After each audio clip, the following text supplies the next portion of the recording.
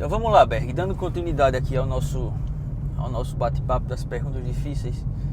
Algo que muita gente pergunta é: por que Deus criou o diabo? Se Deus criou todas as coisas, por que Deus criou o diabo? Se sabia que ele ia fazer aquele rebuliço todo ali que ele fez, por que ele criou o diabo?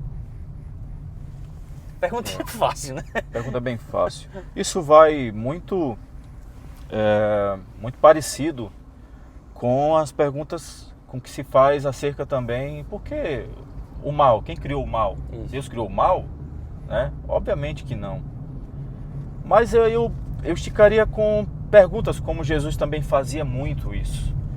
Ele, de propósito, respondia algumas coisas com outras perguntas. Outras perguntas, né? E aí, ora... Vai sair com será essa, que... Vai sair com essa, depois tu vai perguntar uma coisa. Não é? Então, ora, por que Deus criou a mim e a você? Por que Deus criou Adão, sabendo que também ele ia cair? Qual a diferença? Ou seja, com o mesmo propósito que ele criou, porque ele não era diabo, ele era um anjo de luz. O mesmo propósito que ele criou a mim e a você, a qualquer um aqui que vai ouvir a gente, ver a gente, para adorá-lo, para reconhecê-lo como Deus, para amá-lo sobre todas as coisas.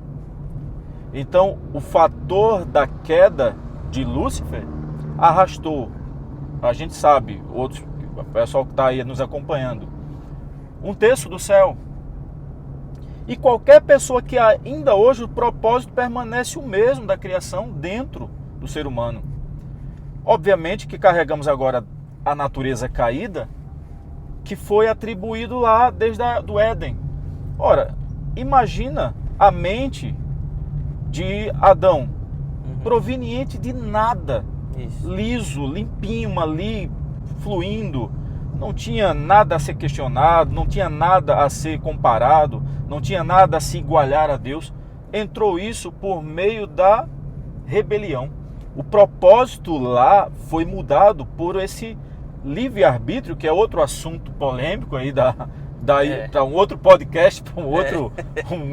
Vamos entrar nisso agora não, pelo amor de Deus. Daria assunto para muita... tem pano para manga demais. Né? E aí a gente vai ver essa ação proveniente do próprio anjo de luz, que ele passa a ser demônio, ele passa a ser adversário, que esse é o significado do seu nome, através da sua ação. Então, a ação vamos trazer aqui para esse âmbito humano, de Adão, foi não ali o cabeça do lar, a liderança, a governabilidade, estar perto ali da sua mulher, e aí ele se deixou levar por aquilo que ele não conseguiu segurar dentro da sua masculinidade. Entendi. Não tem nada a ver com machismo, da sua personalidade que estava ali, imagem e semelhança, e continua hoje nós exercendo essa imagem e semelhança de Deus. Né? Então, a criação não é proveniente daquilo que a ação deliberada foi tomada, esse porquê. Poxa, se Deus já sabia, por quê? Não, Deus sabia, obviamente que sabia. Da mesma forma como Judas também. O cara já discipulado sabia pelo próprio Senhor. Imagina, você ser o mesmo ali, ser discipulado por Jesus, carregando aquela mesma nível de conhecimento com os demais discípulos. Mas Jesus sabia. Então, na mesma hora, o cara é chamado de amigo, ao invés de adversário. É duro isso, né? Não é duro? Você falou, ele sabia, então eu vou pegar esse gancho aí. Jesus sabe do futuro. O futuro está escrito já. Né? Já está escrito. Se o futuro está escrito e Jesus sabe do futuro, por que a gente ora? Por que é necessário orar? E aí eu trago para uma coisa bem básica, que é só olhar para o princípio das coisas. a gente vê a proximidade desde os profetas até Jesus com Deus como Pai só na pessoa de Jesus. A gente vai ver homens de Deus ali orando. A gente vai ver coisas se movendo nos céus por meio da oração. A gente vai ver na visão de Josué o sol parar. E a gente sabe que a terra ali, né, que deu aquela pausa, que isso dá um nó até hoje na cabeça dos cientistas. Mas existe algo. Então Deus pode mudar. Deus pode mudar. Está escrito, mas ele pode mudar. Ele pode transformar. Né, proveniente de Ezequias, a oração que Ezequias fez ali com aquela enfermidade, o cara já estava deliberado ali, a sentença de morte. O cara virou para a parede chorando, orou, blá, blá. Deus foi lá, viu, acionou o profeta Isaías e levou a palavra para ele de 15 anos mais acrescentadas na vida dele. Então, muda-se por meio da oração. Porque se o futuro já é sabido pelo próprio Deus, o controle está nas mãos dele, todo o processo de eternidade, né, de fim, ele diz em Apocalipse, eu sou o Alfa e o Ômega.